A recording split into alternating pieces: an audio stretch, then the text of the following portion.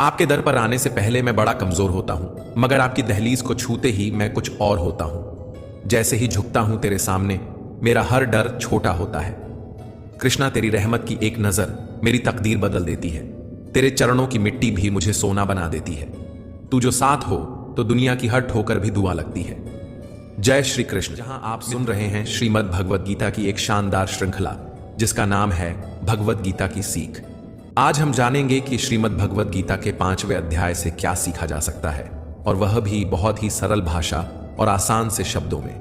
मित्रों, अगर इस दुनिया में कुछ बड़ा करना है तो सोच को भी बड़ा करना होगा, और सोच को सबसे ऊंचा उठाने वाला जो ग्रंथ है वह है श्रीमद् भगवद गीता। क्योंकि जब तक हम जीवन को सही दृष्टि से नहीं देखेंगे, तब तक कोई भी मंजिल साफ नहीं होगी।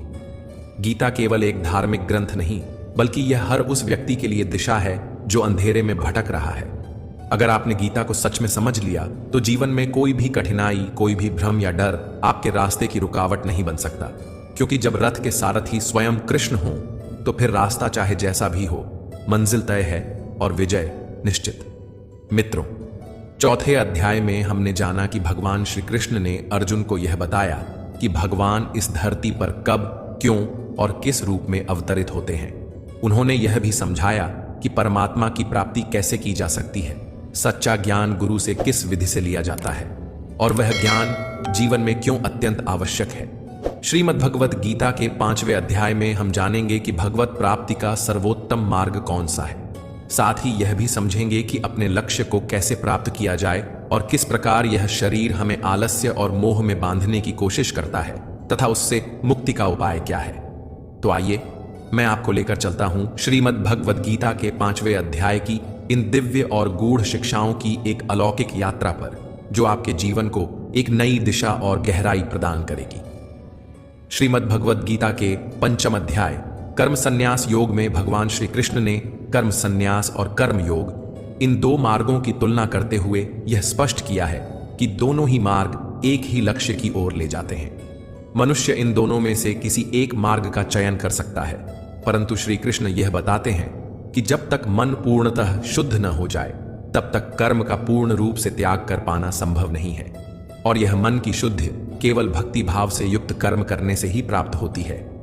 इसीलिए अधिकांश लोगों के लिए कर्म योग को अधिक उपयुक्त और व्यावहारिक मार्ग माना गया है। कर्म योगी अपने जीवन के सांसारिक कर्तव्यों का पालन करते हुए शुद्ध बुद्धि के साथ कर्म करता है, परंतु उसके फलों की आसक्ति नहीं रखता, बल्कि उन्हें भगवान को समर्पित कर देता है। ऐसा व्यक्ति अपने कर्मों में लिप्त होते हुए भी पाप और बंधन से मुक्त रहता है। जैसे कमल का पत्ता जल में रहते हुए भी उससे अछूता रहता है, वैसे ही कर्म योगी संसार में रहते हुए भी उससे प्रभावित नहीं होता। अगर आपने तीसरे अध्याय को ध्यानपूर्वक सुना और समझा है, तो आपको याद होगा कि उसमें अर्जुन ने भगवान श्री कृष्ण से एक महत्वपूर्ण प्रश्न किया था। उसने कहा था, हे कृष्ण, यदि आपको ज्ञान योग अधिक श्रेष्ठ और सरल प्रतीत होता है, तो फिर आप मुझे कर्म योग में क्यों प्रवृत्त कर रहे हैं? क्यों मुझे इन भयानक कर्मों की ओर भेज रहे हैं? अर्जुन को यह लगने लगा था कि ज्ञान योग अधिक उत्तम है, क्योंकि उसमें पराजय पर स्वर्ग और विजय पर परम पद की प्राप्ति होती है।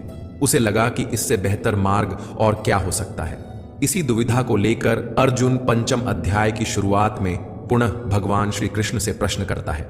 वह कहता है, संन्यासम कर्मणा कृष्ण पुनर्योगम च शंससि यत् श्रेय एतयोरेकम तन्मय ब्रूहि सुनिश्चितम। अर्थात, हे कृष्ण, एक ओर आप कर्म संन्यास की प्रशंसा करते हैं, तो दूसरी ओर आप मुझे भक्ति से युक्त कर्म योग अपनाने की सलाह देते हैं। कृपया करके अब आप निश्चित रूप से मुझे बताएं कि इन दोनों में से अधिक कल्याणकारी और श्रेष्ठ मार्ग कौन सा है। यहां अर्जुन अपनी भीतर की उलझन और गहन संशय को भगवान के सामने प्रकट करता है। वह स्पष्ट रूप से जानना चाहता है कि यदि दोनों मार्गों की अलग अलग प्रशंसा की जा रही है, तो वास्तव में इनमें से कौन सा मार्ग स्थायी रूप से कल्याणकारी है। वह मार्ग जो निश्चय पूर्वक भगवान के अनुसार श्रेयस्कर और मोक्षदायक है। अर्जुन चाहता है कि भगवान अब उसे किसी एक सुनिश्चित और स्पष्ट दिशा में मार्गदर्शन दे, ताकि उसका भ्रम समाप्त हो सके और वह पूरी श्रद्धा और समर्पण के साथ अपने धर्म का पालन कर सके। मित्रों, जब जीवन में हमारे सामने दो रास्ते हों और हमें सच में कहीं पहुंचना हो, तो स्वाभाविक रूप से हम यह जानने की कोशिश करते हैं कि कौन सा मार्ग सरल है और कौन सा मार्ग हमारे लिए अधिक उपयुक्त रहेगा।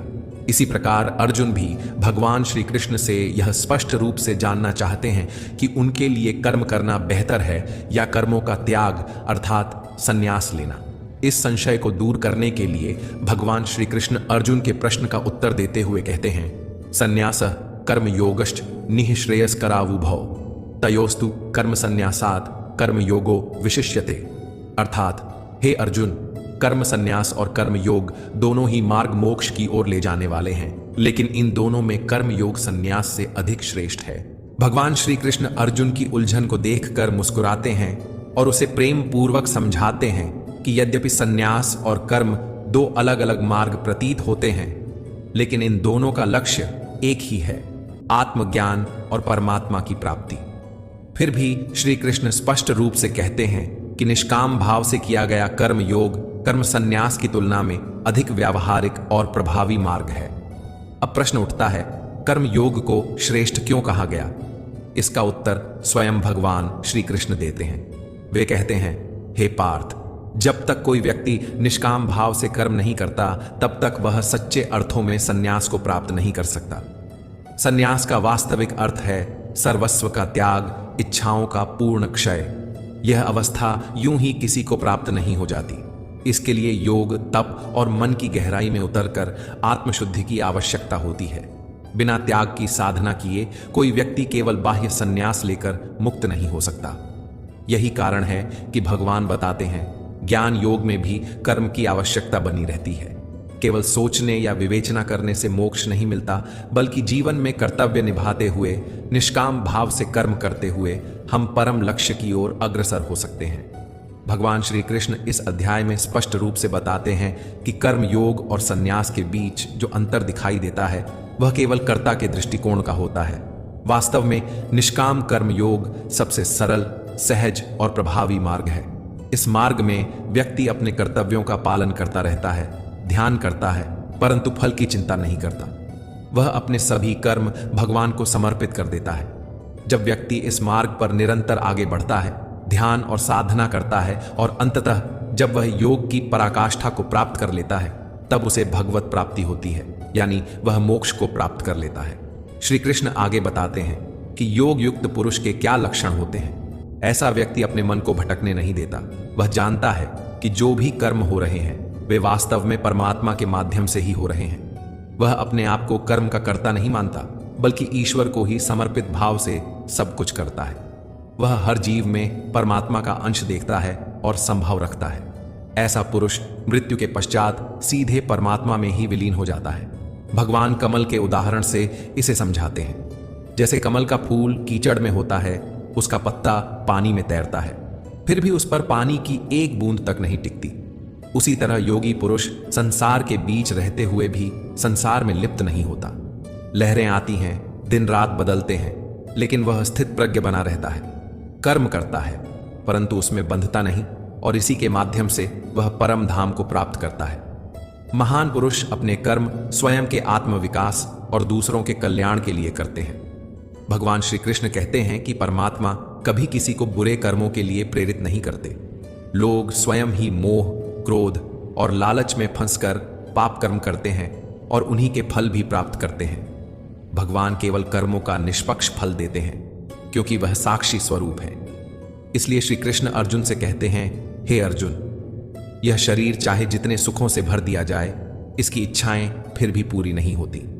इसलिए बुद्धिमान व्यक्ति को इस नश्वर शरीर की इच्छाओं में अपना मन नहीं लगाना चाहिए। इस संसार का सच्चा योगी वही है जिसने अपने शरीर के नाश होने से पहले ही क्रोध का नाश कर दिया हो, जो सभी प्राणियों का कल्याण चाहता है, जिसका मन किसी भी कर्म में आसक्त नहीं होता और जो अपने भटकते हुए चित्त को एकाग्र करके परमात्मा का स्मरण करता है, वही व्यक्ति वास्तव में सुखी होता है और परमेश्वर सहित संपूर्ण सृष्टि का प्रिय बन जाता है। हे अर्जुन, यह इंद्रियां, मन, बुद्धि, इच्छाएं, आशाएं, भय और क्रोध, ये सभी तुम्हारे वास्तविक शत्रु हैं। जब तक इनका त्याग नहीं किया जाएगा, तब तक आत्मिक शांति और भगवत प्राप्ति संभव नहीं। लेकिन जो व्यक्ति इनसे ऊपर उठकर मुक्त हो जाता है, वह परम शांति को प्राप्त करता है। भगवान श्री कृष्ण कहते हैं कि जो पुरुष यज्ञ और तप के फलों का भोगता है वही मुझे प्राप्त करता है। मैं ही वह सत्ता हूं जो यज्ञ, तप, श्वास प्रश्वास, ध्यान, संयम सभी के अंतिम लक्ष्य में समाहित होता है। जिस शांति का अनुभव यज्ञ के पूर्ण होने पर होता है वह भी मेरा ही स्वरूप है। अहम ही यज्ञस्य फलम। वह जो निष्काम भाव से सब कुछ करता है और उसे ईश्वर को समर्पित करता है अंततः मुझे ही प्राप्त करता है। साथियों, हमारा शरीर स्वाभाविक रूप से आराम की ओर झुकता है क्योंकि यह केवल एक जड़ तत्व है। यदि इसमें आत्मा ना हो तो यह निष्क्रिय और निर्जीव होता है। लेकिन भूलवश हम यह मान लेते हैं कि हम ही यह शरीर हैं, ये मेरी आंखें हैं, ये मेरे हाथ हैं और अब मेरा शरीर सोना चाहता है। तो इसका अर्थ है कि शरीर अब आपकी बुद्धि पर हावी हो चुका है। इसलिए आपको इस भ्रम से बाहर आना होगा और यह समझना होगा कि आप आत्मा हैं, शरीर नहीं। और जब आप यह बोध प्राप्त कर लेंगे तब आप इस शरीर को अपनी बुद्धि और संकल्प के अनुसार चला सकेंगे। शरीर आपका साधन है, साध्य नहीं। जब आत्मा जागृत होती है तब जीवन का हर कर्म योग बन जाता है और वही मनुष्य भगवत प्राप्ति के मार्ग पर अग्रसर हो जाता है। मित्रों, श्रीमद् भगवद गीता में जो मार्ग बताए गए हैं वे न केवल हमें परमात्मा से जोड़ते हैं बल्कि जीवन के हर पहलू में सच्चा मार्गदर्शन भी प्रदान करते हैं। यदि आप इन दिव्य शिक्षाओं को अपने जीवन में अपनाते हैं तो न केवल आत्मिक उन्नति करेंगे बल्कि अपने सपनों और लक्ष्यों को भी सहजता से प्राप्त कर पाएंगे। जैसा कि गीता में कहा गया है, परमात्मा की प्राप्ति के लिए मन का वश में होना आवश्यक है। ठीक वैसे ही जीवन में सफलता पाने के लिए भी मन को नियंत्रण में रखना अत्यंत जरूरी है। जो व्यक्ति अपने मन को साध लेता है वही जीवन के हर क्षेत्र में विजयी होता है। मित्रों, आशा है कि श्रीमद् भगवद गीता के 5वें अध्याय की यह सरल और सारगर्भित व्याख्या आपको अवश्य पसंद आई होगी। इस अध्याय से आपने क्या सीखा, कृपया कमेंट के माध्यम से हमें जरूर बताएं। यदि इस वीडियो में मुझसे कोई त्रुटि या भूल हो गई हो तो मैं विनम्रतापूर्वक क्षमा प्रार्थी हूं। बहुत जल्द हम गीता के 6ठे अध्याय की एक और सरल और प्रेरणादायक व्याख्या लेकर फिर मिलेंगे। तब तक के लिए स्वस्थ रहें, प्रसन्न रहें